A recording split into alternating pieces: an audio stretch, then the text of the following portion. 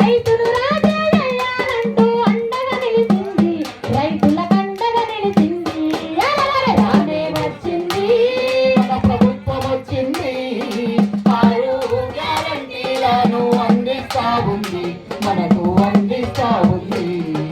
యువతి యువకుల అభ్యున్నతికై యువ వికాస పథకం పెట్టే, వికాసమన పథకం తెచ్చి, యువ వికాసమన పథకం తెచ్చి, ఉన్నత చదువుల కొరకై 5 లక్షల ఆర్థిక సాయం, 5 లక్షల ఆర్థిక సాయం, 5 లక్షల ఆర్థిక సాయం.